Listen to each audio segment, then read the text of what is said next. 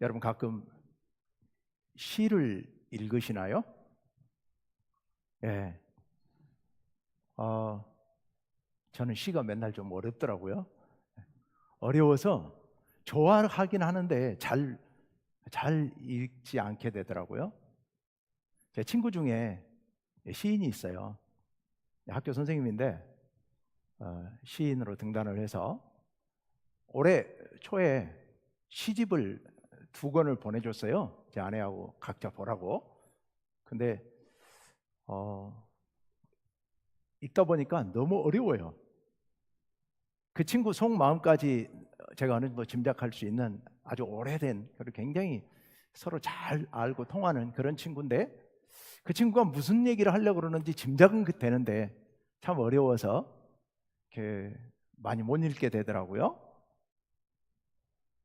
오늘 우리가 읽은 본문 말씀, 시편 23편 말씀, 이 시는 우리 성도님들 중에서 아마 가장 많이 암송하고 있는 시가 아닐까 생각을 합니다. 그리고 우리 믿는 사람들뿐만 아니라 믿지 않는 사람들도 이 시는 웬만큼 알고 있을 만큼 아주 유명한 시이죠. 많은 사람들로부터 사랑받는 그런 시입니다. 어떻게 이 시가 이렇게 많은 사람들로부터 사랑을 받을까? 남녀노소 불문하고 이 시를 다 좋아하는 것 같아요. 그 이유가 이 시 자체가 굉장히 단순하고 아주 소박하게 쓰여져 있으면서도 굉장히 깊이 있는 그런 영성을 담고 있는 그런 시이죠. 그리고 그 표현된 언어나 이런 것들이 굉장히 평화롭고 아주 소박한 그런 삶을 담고 있어서, 그래서 누가 읽어도 마음에 쉽게 와닿고, 그러면서도 또 깊이 우리에게 울림을 주는 그런 시인 것 같습니다. 이 시를 오늘 쭉 한번 보면서 함께 말씀을 나눠보려고 그러는데요, 1절, 2절을 한번 읽어봅시다. 1절 말씀 먼저. 우리 다 왜 암송하고 있는 시일 겁니다만은 또박또박 천천히 한번 같이 읽어봅시다. 시작. 여호와는 나의 목자시니 내게 부족함이 없으리로다. 2절. 다 같이. 그가 나를 푸른 풀밭에 누이시며 쉴 만한 물가로 인도하시는도다. 아멘. 여기까지만 우선 봅시다. 여러분 그림이 그려지세요? 푸른 잔디밭에, 풀밭에, 그리고 옆에는 시냇물이 졸졸 흐르고 있는데 그 옆에 양떼들이 자기도 하고 풀을 뜯어먹기도 하고 또 뛰어놀기도 하고, 그 가운데에 목자가 양들을 이렇게 따뜻하게 세밀하게 보살펴주는 그런 장면. 여러분이 그런 장면을 직접 보지는 못하셨겠지만 상상이 좀 되시죠? 저는 어려서 소를 몰고, 양은 없었으니까 소나 염소를 몰고 산에 올라가서 마음껏 풀어놓고 돌보다가 내버려 두고 우리끼리 놀다가 저녁 때 되면 찾아가지고 집으로 몰고 왔던, 여름만 되면 온 동네 아이들이 다 그렇게 살았으니, 그렇게 했으니까 함께 그랬던 기억을 갖고 있는데요, 그래서 그런지 유독 이 장면이 늘 머릿속에 이렇게 평화로운 모습으로 그려져 있습니다. 이 시에 들어가 있는, 시에 가만히 읽어보면 없는데요, 시에 양이 상상이 되시죠? 근데 양이라는 단어는 없어요. 이 시에 여호와가 나의 목자라고 했는데 아마도 양을 치는 목자가 아니었을까. 왜냐하면 이 시를 쓴 사람이 다윗이고, 다윗의 생활을 보면 어려서 양을 치는 목자였었으니까 우리가 그런 상상을 해봅니다. 여러분 세상에 많은 동물들이 있지만 동물들마다 제각기 살아가는 방식이 있잖아요. 살아가는 어떤 무기가, 또 비법이, 또 장점들이 있지 않습니까? 사나운 동물들, 사나운 이빨을 가지고 있거나 아니면은 다른 어떤 무기를 갖고 있어서 자기를 보호하면서 또 먹고 살아가지요. 또 어떤 동물들은 달리기를 잘해서 사나운 짐승이 자기를 잡으러 오면 도망치기라도 잘할 수 있죠. 근데 그도저도 안 되는 동물들이 있습니다. 그런 동물들은 또 숨는 재주가 있어서 이리저리 잘 또 숨기도 하고 그렇죠. 아니면 번식력이 워낙 좋아가지고 상당수 잡혀 먹어도 끄떡없이 잘 버티고 있는 종들도 있습니다. 그런데 이도저도 아닌데도 불구하고 지구상에 가장 많이 퍼져서 살아가고 있는 동물들도 있습니다. 이도저도 아무것도 없는데요. 무기도 없고 도망칠 능력도 없고 숨는 재주도 없어요. 그런데 어떻게 많이 번식하며 살아갑니까? 소, 돼지, 닭, 이런 것들은 무기가 없어요. 도망치지도 못합니다. 그런데도 잘 살고 있죠. 어떻게 해요? 가축이 되는 길을 택했지요. 그래서 인간 밑에 숨어서 인간에게 좋은 것들을, 인간이 원하는 것들을 제공해 주는 대신 인간의 보호를 받아서 그래서 잘 살아갑니다. 그런 동물 중에 또 하나가 우리는 잘 볼 수 없지만 양인 것 같아요. 양도 사실은 아무런 주특기가 없습니다. 그저 잘할 수 있는 게 있다면 양털을 또는 양의 젖을 내서 그걸로 사람에게 잘 제공해 주고 사람에게 필요한 걸 제공해 주고 사람의 보호를 받는 길밖에는 달리 어떤 무기도 없습니다. 도망치기 위해서 달리기를 잘하는 것도 아니고 그렇다고 해서 번식력이 왕성해가지고 한 번에 수십 마리씩 낳는 것도 아니고 어떤 무기가 있거나 해서 싸워서 자기를 지킬 수 있는 것도 아닌데 잘 살아갈 수 있습니다. 그것은 누가 있기 때문에? 목자가 있기 때문에, 인간 목자가 그를 지켜주고 보호해주기 때문에요. 그래서 사자, 하이에나들이 득실거리는 그런 속에서도 어려움 없이 살아가는 게 양들입니다. 목자가 그들을 지켜주고 있으니까요. 그런데 양들만 그런 게 아니죠. 또 소나 돼지나 닭만 그런 게 아니죠. 우리 인간도 그렇습니다. 우리 인간도 별다른 무기가 없지 않습니까? 그래도 인간에게는 지혜가 있잖아요 라고 생각할 수 있죠. 우리 인간에게는 지혜가 있어서 여러 가지 도구를 만들 수 있고 그 도구를 통해 자기를 지킬 수 있고 자기 먹을 거리를 해결할 수 있는 아주 독특한 재주를 갖고 있죠. 하지만 그럼에도 불구하고 우리가 살아가는 이 세상은 결코 만만치 않습니다. 여러분, 지난 한 주간도 너무 덥고 그리고 계속 비는 주룩주룩 내리고 이제 이번 주간에 장마가 끝난다고 하는데 벌써 걱정이죠. 얼마나 더울지, 그 더위를 어떻게 견딜지. 이런 자연 환경들이 우리를 힘들게 합니다. 그것뿐만이 아니죠. 지구상에 여러 가지 많은 문제들이 생기면서 우리가 먹고 살아가야 할 문제들도 사실은 쉬운 문제들이 아닙니다. 더 무서운 것은 사람들이죠. 이 세상에서 사람들 가운데서 사람들이 서로 자기만 먹고 살려고 하는 통에 우리는 전쟁터와 같은 세상 속에서 살아가고 있습니다. 아니, 실제로 전쟁이 일어나기도 하고요. 그리고 우리가 먹고 살아가는 모든 문제들이 그 하나도 넉넉한 게 없습니다.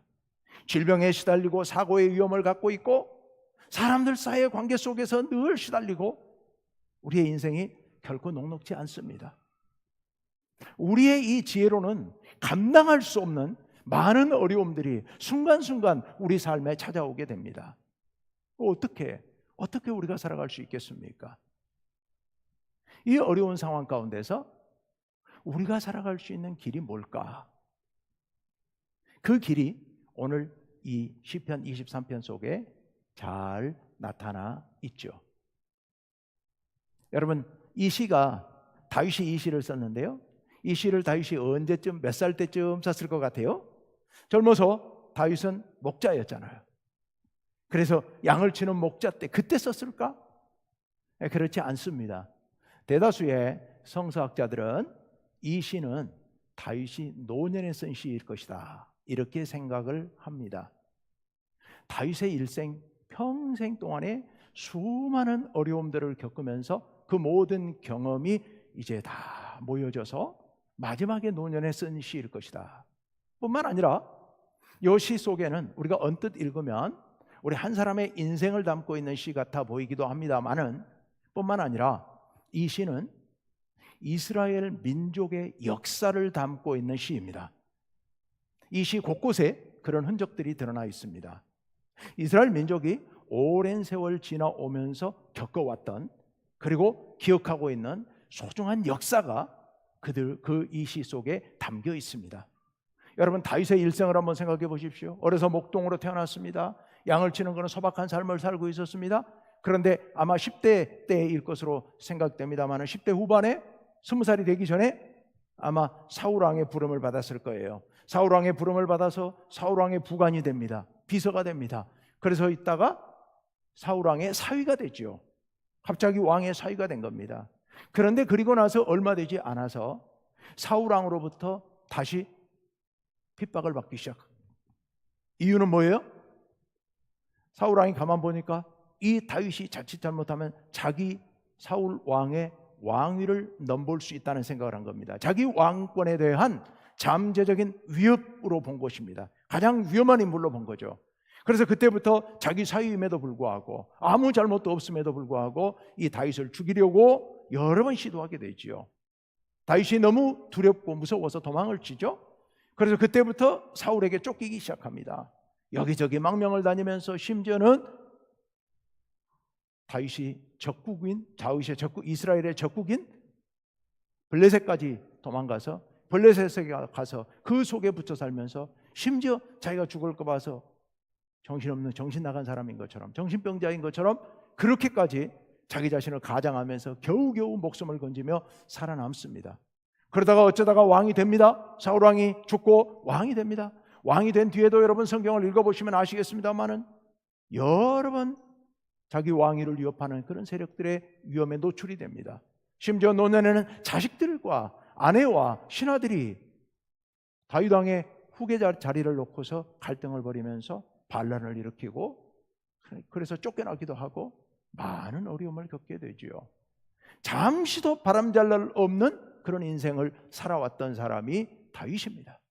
우리 인생, 우리 한 사람 한 사람의 인생과는 비교도 할 수 없을 만큼 많은 고난과 풍파에 시달리면서 한평생을 살아왔던 사람이 다윗이죠.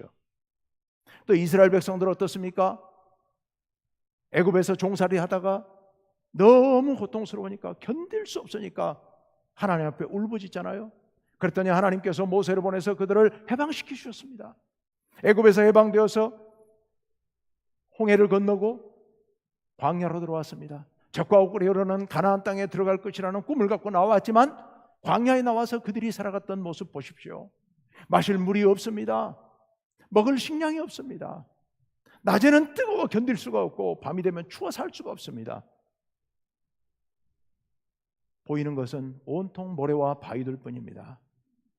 어디로 가야 할지도 모르겠고 어디서 뭘 먹고 살아야 될지도 모르겠습니다.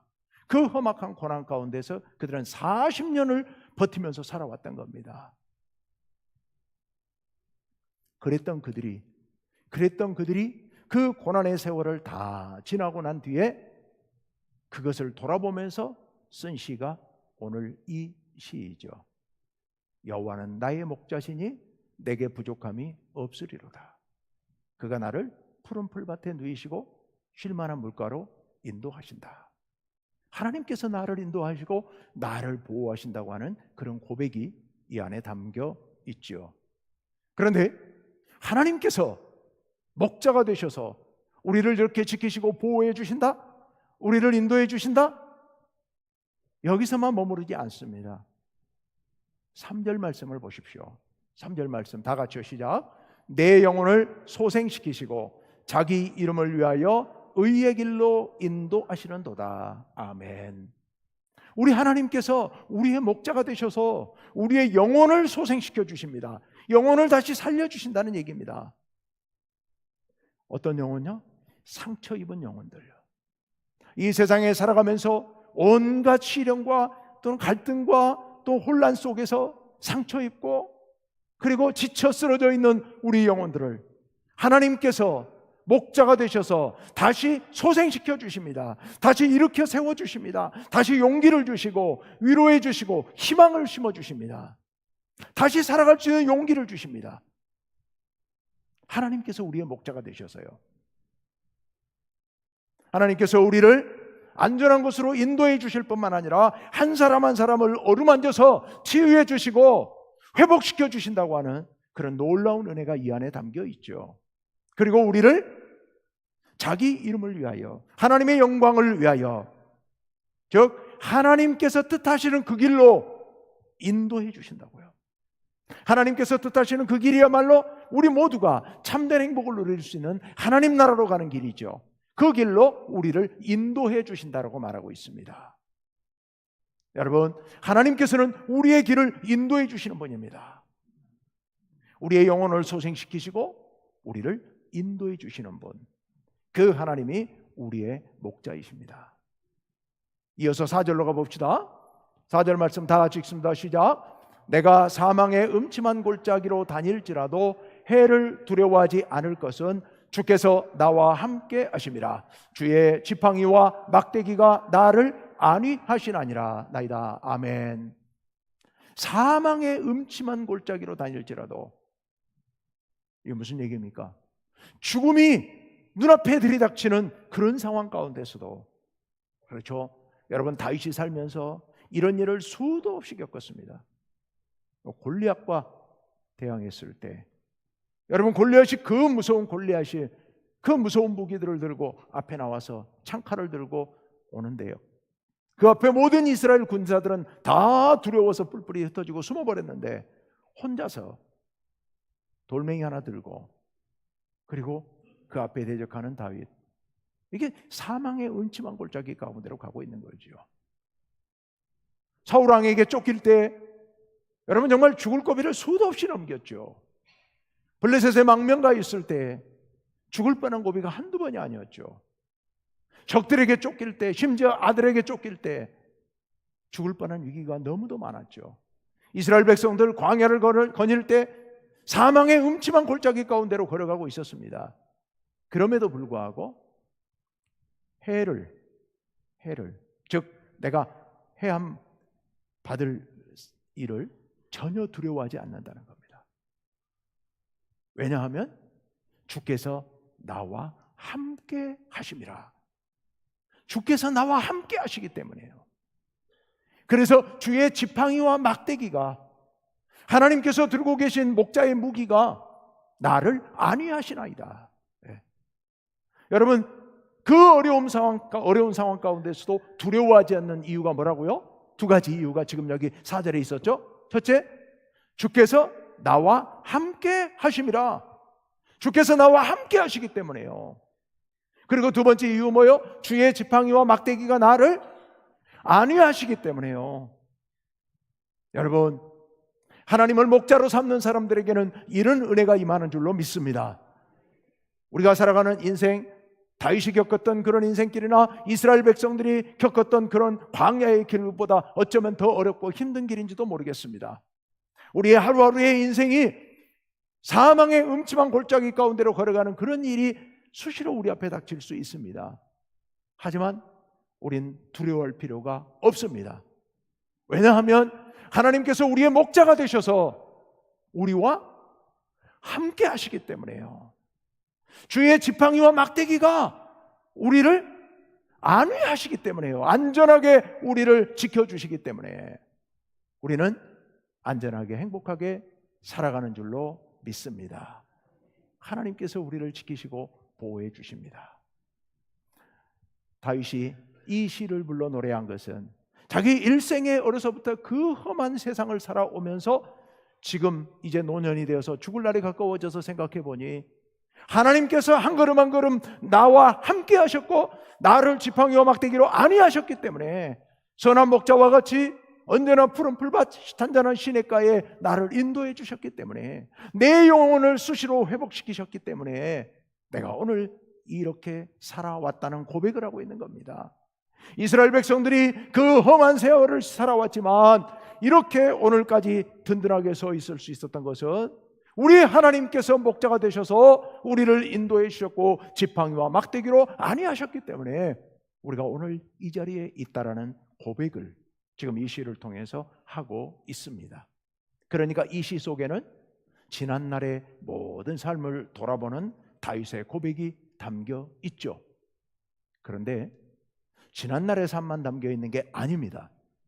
이 시에는 미래에 대한 확신도 그리고 미래에 대한 희망도 이 안에 담겨 있습니다. 5절과 6절 말씀이에요. 5절 말씀을 보십시오. 다 같이요, 시작. 주께서 내 원수의 목전에서 내게 상을 차려주시고 기름을 내 머리에 부으셨으니 내 잔이 넘치나이다. 아멘. 아멘. 이 장면은 하나님 나라의 장면입니다. 하나님 나라의 장면이에요. 내가 앞으로 인생을 마치고 하나님 나라에 도착하면 하나님께서 잔치를 벌여주시는데 원수들이 보는 앞에서 내게 승리의 상을 차려주셔서 거기서 하나님 안에서 마음껏 먹고 쉴 수 있게 해주시고 그리고 기름을 내 머리에 부어주시는데요, 이스라엘 백성들에게 이 기름을 붓는다고 하는 것은 축복의 상징입니다. 하나님께서 넘치는 축복을 부어주시는데 이 기름 부음 속에는 건강도 들어있고 풍요로움도 들어있고 마음속에 평화도 들어있고 다 들어있는 거예요. 하나님께서 그런 넘치는 복을 머리에 부어주실 것이다. 그래서 내 잔이 넘치나이다. 내 삶이 풍성해진다고 하는 그런 고백을 지금 여기 하고 있습니다. 영원한 하나님 나라에 도착하게 되면 하나님께서 우리에게 이런 놀라운 복을 내려주실 것이라는 것이죠. 그래서 마지막에 자기의 소망을 이렇게 표현하고 있습니다. 6절입니다. 다 같이요, 시작. 내 평생의 선하심과 인자하심이 반드시 나를 따르리니 내가 여호와의 집에 영원히 살리로다. 아멘. 내 평생의 선하심. 하나님의 좋으심이에요. 창세기 1장에 하나님께서 천지를 창조하신 후에 보시기에 좋았더라. 이 좋았더라, 이거 토부인데요, 여기 선하심이 토부예요. 하나님의 좋으심. 그리고 인자하심, 이거 헤세드, 신약에서는 아가페, 하나님의 사랑, 끝없는 자비, 긍휼, 사랑. 하나님의 끝없는 사랑. 이 사랑이 평생, 즉 과거에도 그리고 미래에도 영원토록 나와 함께 할 것이다. 나에게 따르게 될 것이다. 그러니 마지막 희망 셋째 줄을 다시 한번 읽습니다. 시작. 내가 여호와의 집에 영원히 살리로다. 아멘. 여호와의 집이 어디요? 하나님 나라. 하나님 나라에 영원토록 주님 앞에서 주님과 함께 영원한 평화를 누리며 살 것을 믿습니다. 살 것을 확신합니다. 이런 고백이죠. 제가 이 시를 임종 예배 드릴 때도 또 장례식장에서도 자주 이 시를 봅니다. 왜냐하면 이 시는 일생을 돌아보고 그리고 또 하나님 나라의 소망을 품고 있는 그런 시이기 때문에 제가 그렇게 봅니다. 그런데 그때뿐만 아니라 오늘 우리가 이 땅에 살아가는 우리들도 이 시를 가슴에 품고 이렇게 살았으면 좋겠는데요. 그런데 이 시에 이 놀라운 복들, 하나님께서 우리를 지켜주시고 영원한 하나님 나라까지 인도하시는 그 놀라운 은혜, 이 모든 은혜를 누리도록 하기 위한 한 가지 조건이 있습니다. 한 가지 조건. 그 한 가지 조건, 이 조건이 바로 이 시의 출발이고 이 조건이 충족되어야 모든 게 내 것이 될 수 있습니다. 그 조건이 어디 있느냐?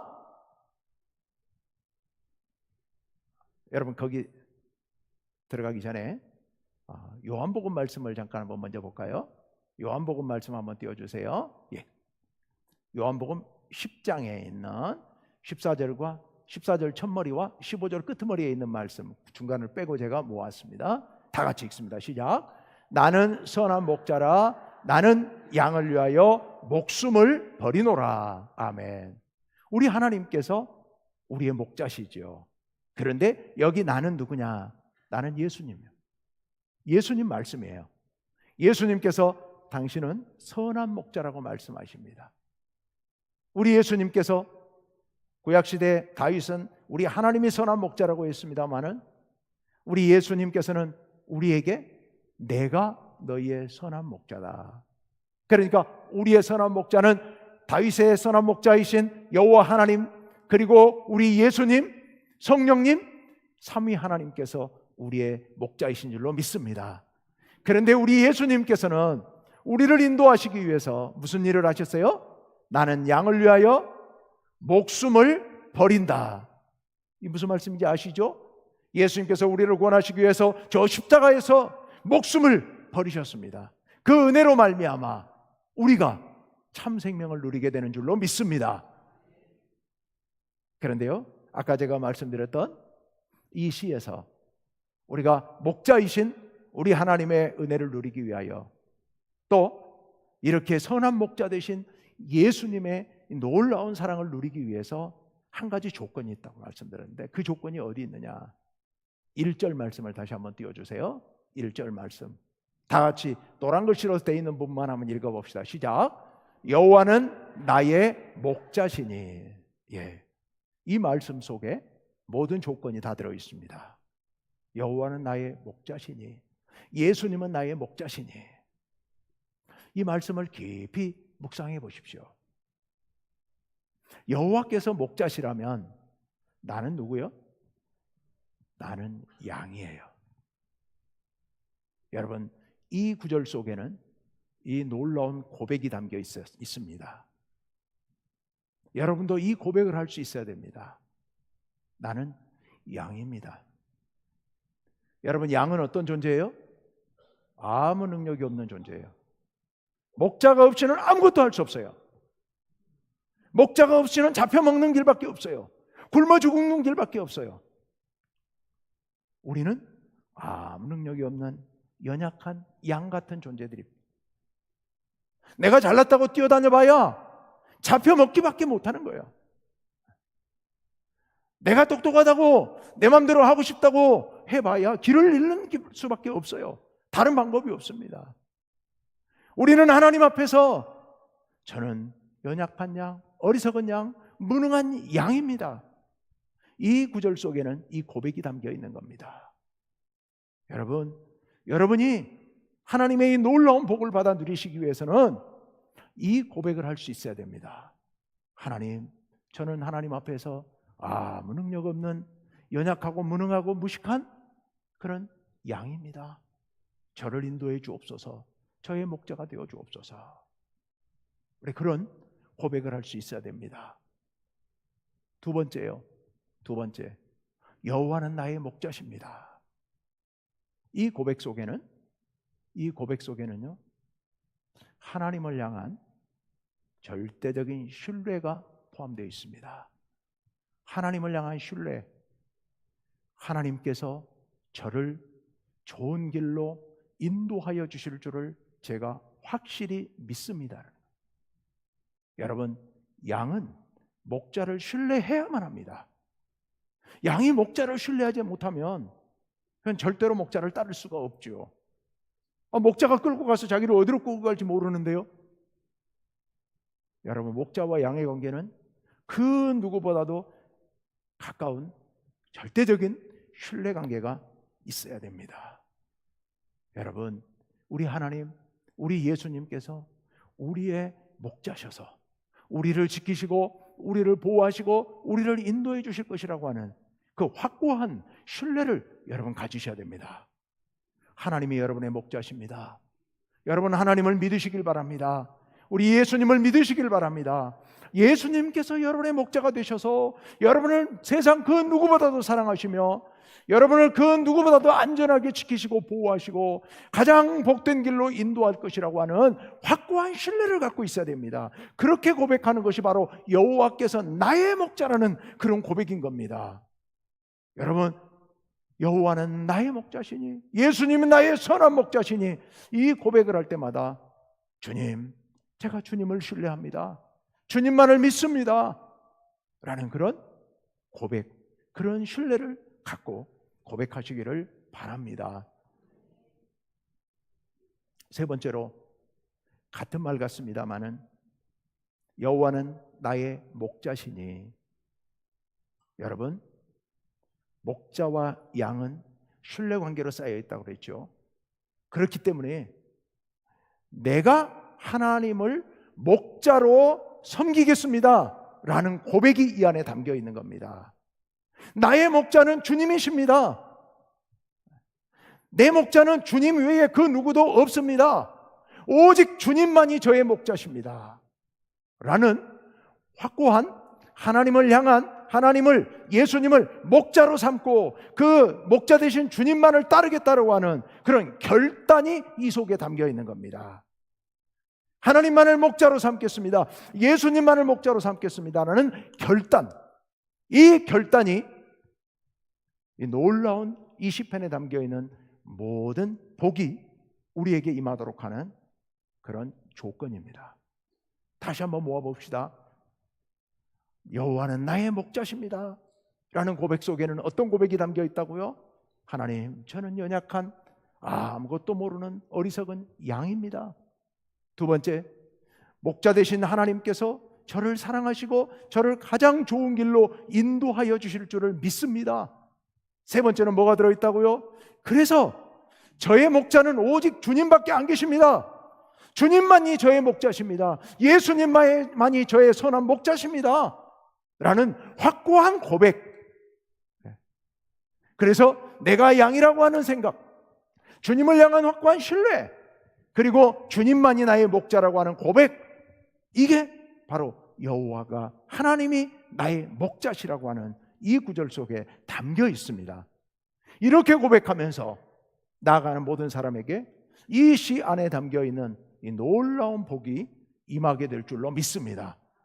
우리 충북교회 모든 성도님들, 이렇게 주님을 고백하면서 주님이 저의 목자십니다 라고 고백하면서 나아가 이 땅에서뿐만 아니라 하나님 나라에까지 가서도 영원한 복을, 영원한 평화를 누리게 되시기를 간절히 바랍니다. 우리 같이 한번 고백할까요? 주님이 나의 목자십니다. 어째 소리가 조금 자신이 없으신 것 같은데 한 번 더 자신 있게 확고하게 고백하는 마음으로, 저는 양이고 주님만을 신뢰합니다, 주님 외에는 저의 목자가 아무도 없습니다, 오직 주님만이 저의 목자십니다 라는 그런 고백을 담아서 주님만이 저의 목자이십니다. 다 같이요, 시작. 주님만이 저의 목자이십니다. 아멘, 아멘. 기도합시다.